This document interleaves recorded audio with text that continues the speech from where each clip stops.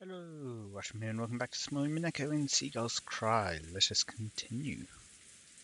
おお、ベアトリーチェ。何度も言ってる。ベアトリーチェ。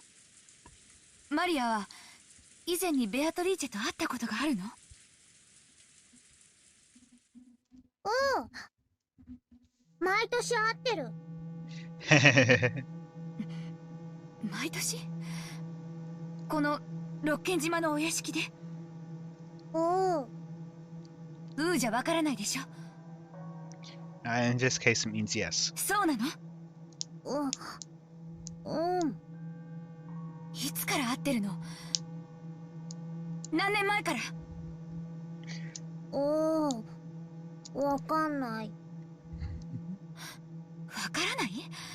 どうして？去年？ As long as she can remember. 一昨年？もっと前から。おお。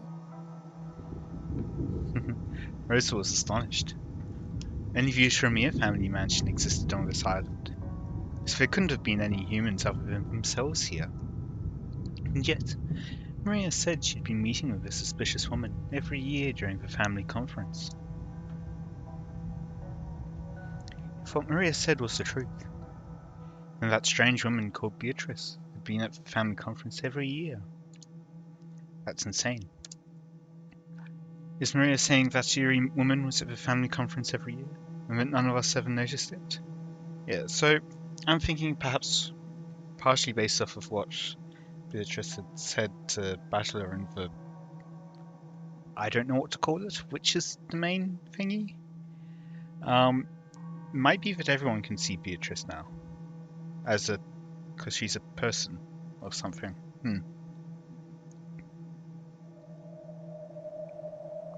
Even though Rosa had just met the woman herself a couple of hours ago in the rose garden, she was overcome with a strange emotion that told her not to accept that existence. What in the world did I meet with earlier today in the rose garden, as the typhoon grew near and the winds roared? マリア、あなたは毎年彼女と会ってると言ったわね。会って何をしてるの？お歌を歌ったり、魔法を習ったり、魔法陣の書き方も習うの。そう。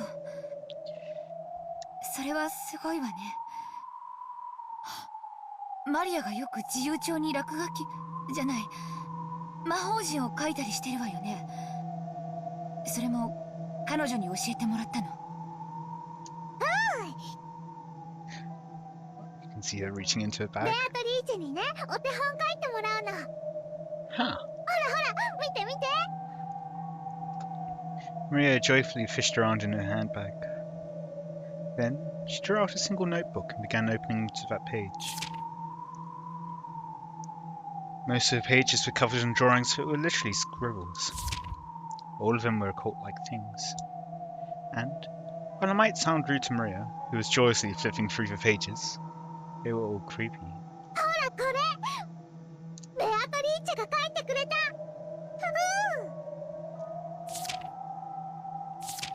Oh! Oh! Each one of the pages in the group Maria opened to had an eerie magic circle. Furthermore, at a glance, Rosa could see that Maria hadn't drawn them. The strength of the strokes, the thickness of the lines, how clean the shape was. By itself, it wasn't enough to guess the background of the person who had written it, but it was enough for Rosa to be sure that it was someone older than Maria. Rosa had to accept it now. There really was a person on this rocking genie that she herself hadn't known existed until now. And this person had come to her family conference every year to play with Maria. マリア。 So it seems, from what we've seen with the witch, it seems she wanted Shannon to fall in love with George to have regrets, and also wanted to play with Cannon. Supposedly. I'm not sure if we can actually 100% trust that.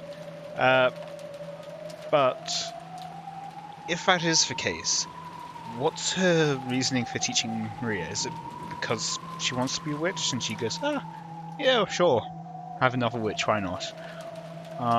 Maybe some kind of kindred spirit feeling there? Or does she have something else in mind? その魔女のベアトリーチェはここに住んでいるの？それとも私たちのように島の外に住んでいるの？おう、ベアトリーチェは六軒島の魔女だからこの島に住んでる。じゃあ親族会議のない日にこの島にいる？おう、じゃわからないでしょ。どうなの？おう。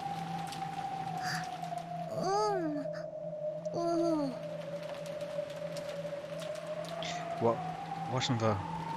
What in the... I can't believe it, I can't believe it.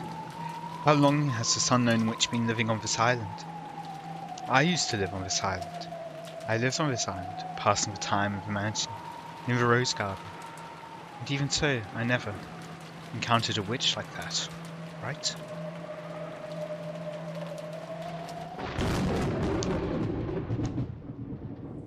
Mama? Mama? どうしたの? Mama? 頭が痛い。 Is that some kind of side effect from something, maybe? I was probably getting a little mixed up with my memories from when I was a young girl. When I was young, I was terrified of the witch, unlike Maria. So for me, the name Beatrice was a synonym for terror. Surely my fear from those days has been revived by the appearance of a woman going by that name. She can't be a witch. She's obviously a human, calling herself Beatrice, right? That's right. That witch entrusted me with an envelope. What in the world could that be? Rosa pulled that Western envelope out of her pocket. It was one of the envelopes that bore the Ushiramiya family crest, which Kinzo used for his personal letters. And its red sealing wax had even been sealed by the head's ring, which Kinzo held. Which meant this envelope belonged to the Ushiramiya family head. In other words, it was from father. Why was the woman calling herself Beatrice holding it? And why did she give it to me? That's right. I'm sure she said to read this aloud at dinner. What in the world could be written inside? A sense of uncertainty gripped Rosa, as if opening this envelope might let loose incredible misfortune. However, at the same time, a little curiosity sprouted up too, urging her to find out what was written inside before the other siblings could. Using common sense, one might guess that it contained a huge decision somehow related to father's inheritance. In a way, yes, that she's decided to give it all away. Actually, since she'd received it from a woman who called herself Beatrice, there simply had to be some connection. Doesn't mean this person wants, not just for 4, but a total of 5 people to be included in their inheritance. I need a large sum of money, and I can't wait long. I feel like such a sinful daughter for discussing father's inheritance while he's still alive. But this is no time to spout off cheap ideas. They've even included Rudolf Nissan and Deborah Nissan in order to get some money out of Klaus Nissan. Coming from that position, I can't help but see the appearance of a witch as a sign of approaching misfortune. What could be written in here? I'm sure it's something frightening. Should I read it secretly myself first? Do we get a choice? I'm guessing no. The witch requested that it be read at the dinner table with everyone gathered. But, if that's what she wanted, why couldn't she just read it aloud herself at dinner? Why did she go to all the trouble of entrusting it to me? Simply put, is it because she doesn't mind if I read it secretly beforehand? It'd be better to secretly read the contents first. I understand that'd mean breaking my promise, but this is no longer the time for cheap ideals. Depending on the contents, I should probably discuss it with Evan Nair-san and Rudolf Nissan too. They're always really good thinkers when it comes to this kind of thing. When I gulped and put my hand to the red sealing wax, Maria's going to tell you to stop? Or... yeah, something suddenly pulled on my sleeve and I let out a small scream. 何？マリアなの？驚かせないで。何？ダメ。In Maria's expression was the same portent of misfortune she'd felt from that witch. It sent a tingle up her spine. ベアトリーチェはママに、その手紙は晩餐で読みなさいって言った。魔女の約束は破っちゃダメだよ。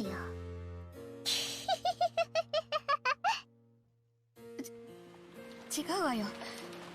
ちょっと封筒を見ただけじゃない。約束は守るわよ。ママもいつもマリアに約束は守りなさいって言ってるもんね。ママももちろん約束は守るわよ。Sure. ママはいい子。その笑い方可愛くないからやめなさい。おお。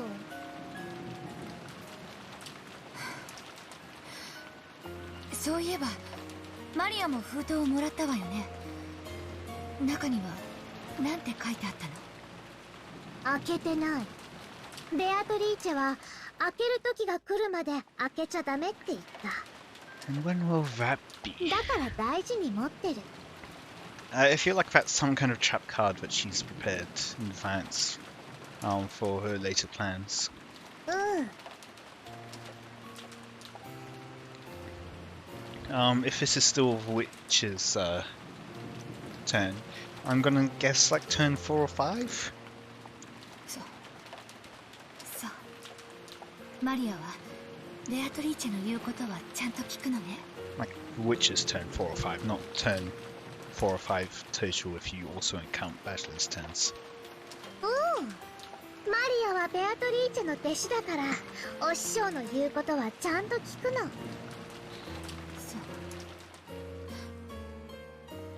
そう。 Rosa realized something. Mixed in with Maria's gaze was a glint of someone that wasn't her. If Rosa broke the rules and opened the envelope here, Beatrice would definitely learn of it. Because Maria was the witch's disciple. Maria was in contact with that witch. ママは約束を守るわ。だから安心するようベアトリーチェに言ってね。うん。伝える。ねえマリア、ベアトリーチェとお話をしたいんだけど、どうすれば会えるのかしら。 You don't. She meets with you. 知らない。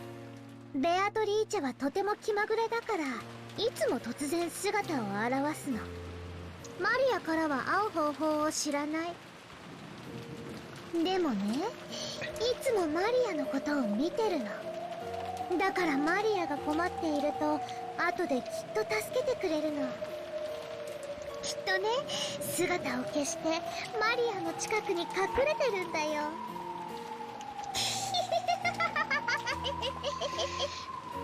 Not at all creepy. その笑いをやめなさいといつも言ってるでしょ。 Rosa reflexively hit Maria on the head. That put a stop to Maria's laughing, but it wasn't able to erase the colour that had risen to those eyes, a colour that seemed to bear a portent of misfortune. Rosa swore. She swore that, at least until they left this island, she would not leave Maria alone. She couldn't allow an unknown being to make direct contact with her daughter any longer.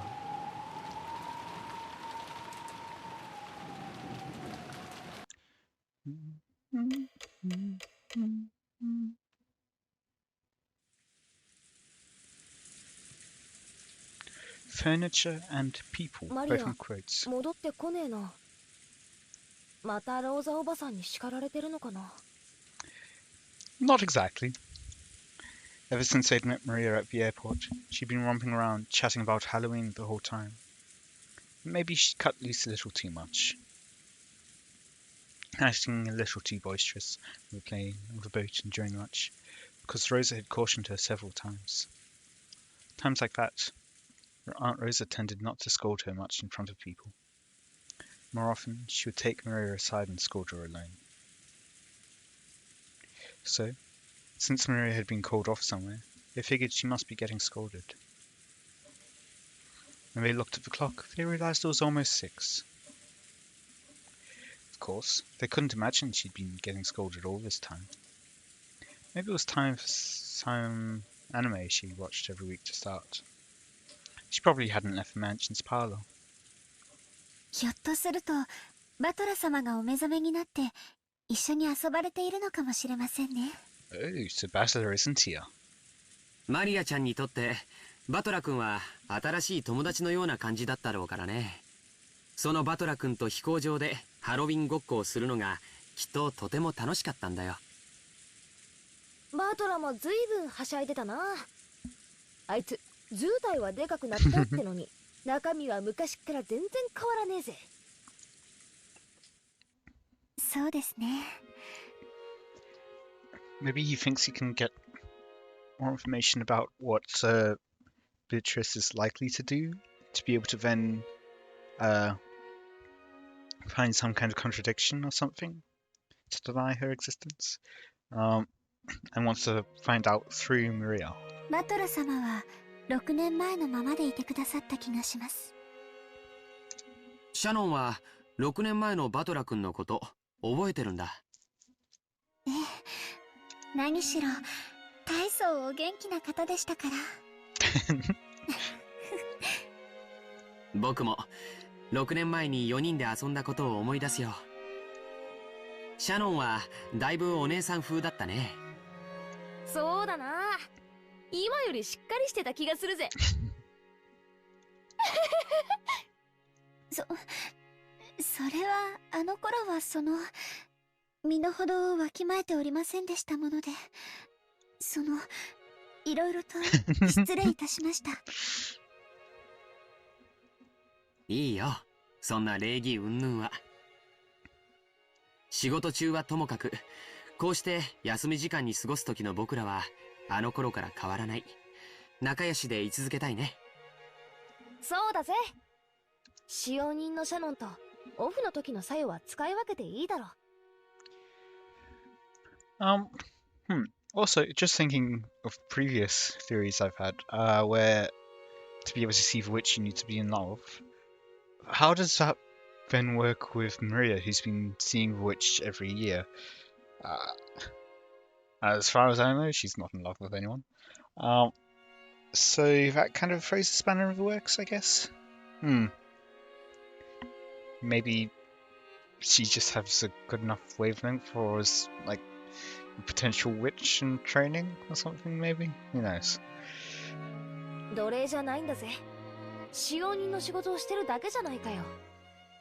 私はシャノンとは、サヨとは一番古い友人だと思ってるぜ。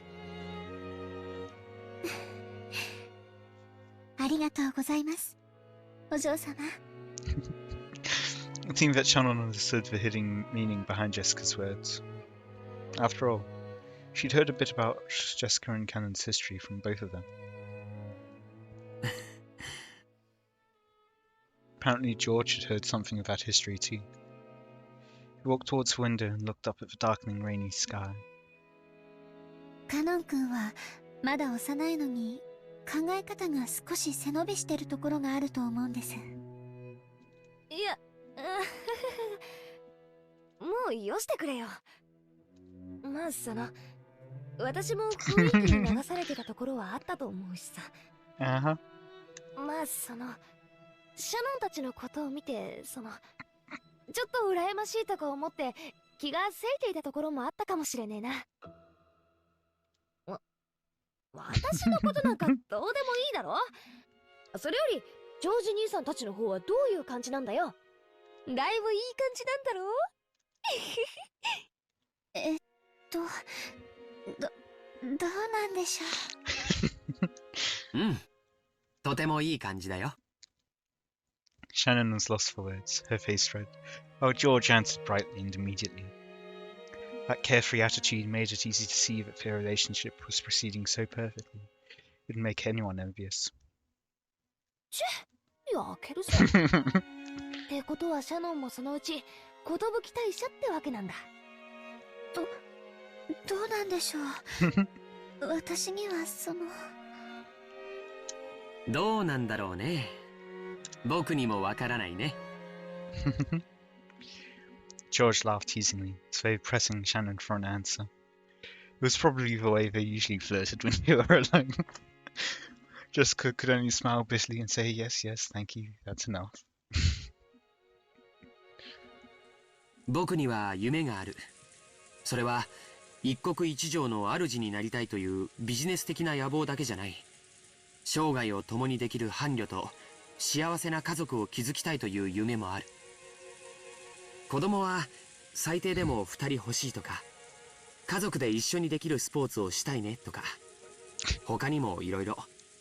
そんな話をよくシャノンとはするよ。こんなことを話すといつもシャノンには気が早いですねと笑われるんだけど、僕はこの年のうちからもうなぜか落ち着いた老後のことを考えてしまうんだよ。元気に成長した子供たちと駆け回る孫たちと、そういうものに囲まれていつまでもシャノンと2人ゆっくりと余生を送れたらなって。そりゃ確かに気の早い話だぜ。でもなんていうのか、ジョージ兄さんらしい話だな。そんな家族に囲まれたらさぞ素敵でしょうね。私が思い描いていた理想の家族もそんな感じだったと思います。 To Shannon, who'd been raised in an orphanage, that harmonious image of the family was probably something to be yearned for. And George, who had made an absolute promise to grant that wish for her, may truly have been a fitting person for her to spend her life with. To Jessica, Shannon was a precious friend. George was surely the one most fit to entrust that friend's future to. まあ水を差すわけじゃねえけど、秀吉おじさんはともかくエヴァおばさんとかどうなわけ？ Elope? 説得は大変じゃないの？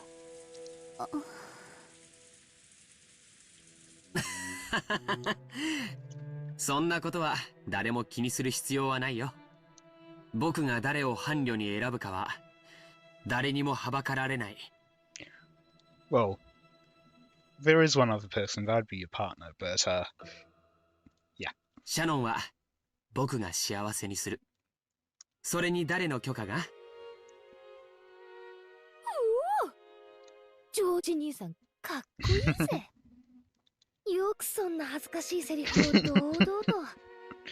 昔の兄さんはそういうキャラじゃなかったと思ったんだけどな。男子3日合わざれば刮目して待つべしさ。僕だって成長する。シャノンを幸せにするために僕はもっともっと勉強してふさわしい男に成長するつもりだよ。Maybe even George realized how embarrassing the words coming out of his mouth were. His face turned very slightly red, and he scratched his head. ジョージさん、大丈夫。母さんは確かにごねるかもしれないけど、僕に任せておけばいい。親族全員に君が僕の伴侶だと認めさせてみせる。You know, until you die. すっげえな。シャノンが羨ましいぜ、まったく。そこまで言ってもらえて、恐縮です。っていうかよ、私はお邪魔虫なんじゃないかって気がしてきたぜ。席を外した方がいいか？ As Jessica rose with a forced smile from the bed she'd been sitting on, the phone rang. Before Jessica picked up the receiver, wondering what this could be about, Shannon looked at the clock and jumped. Apparently she spent too much time on her break. すみません。私、お勤めの時間を忘れておりました。これで失礼します。 At the same time Jessica picked up the phone, Shannon began dashing out of the room. シャノン、またいつもの時間にいつもの場所で。 Wink wink, nudge nudge. はい。失礼します。もしもし、ジェシカです。ああ、ゲンジさん。はい。シャノンは今そっちに戻ってますよ。私たちが引き止めちゃったんです。叱らないでやってください。ええ。はい。そっか。もうじき夕飯の準備の時間なんだね。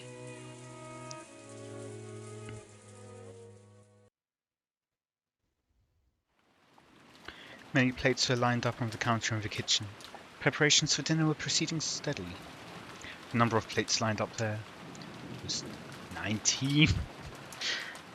One will be taken to the VIP room separately, I'm guessing, while the other 18 will be... 17 will be taken to the dining room, and one will be taken to the study. That's what I'm guessing. What was I going to say? Yeah, so I think Bachelor's turn is going to start after the letter. His turn's going to go for a bit, then we'll go back to Beatrice's turn for the 6 killings, then back to Bachelor's turn. From there, I'm not sure. That was one more than should have been set up for the annual family conference. 納得できません。どうして私が直接お届けに上がってはならないのですか。 Gordo-san flared up against you, paying no heed to the pot that was spitting steam. The master enjoyed eating alone in his study, so his food needs to be served in that room. However, that was something that always happened. Of course, Gordo-san would want to set the table for the master with his own hands, since he'd put his heart and soul into his cooking. But the master had imposed a strict rule that none but the servants bearing the golden eagle crest enter his study. So while Gordo-san would be able to greet the master from outside of the study, not once had he been granted the honour of carrying his cooking inside. Gordo-san was always irritated by this. Of course, he was a newcomer in terms of years of service. However, he piled up plenty of experience from his previous jobs, and he was quite confident that he'd be able to perform in front of Kinzo in a manner that would do him no service. And yet, simply because he was not permitted to wear the golden eagle, he still hadn't been blessed with this honour. それが彼のプライドをどれほど傷つけていたか想像できるでしょうか。So, with the soliloquy from the side again. では、今夜も再びそれを蒸し返しているのかというと、そうではありません。Is this instead for the witch?